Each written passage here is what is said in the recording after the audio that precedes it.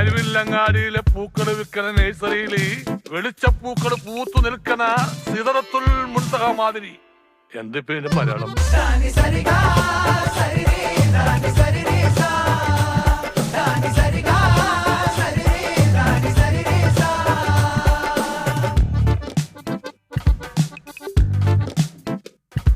അടികൊണ്ടോന്റെ ചിരി കണ്ടോളി ഓ വാങ്ങും തോനേ അത് താങ്ങാൻ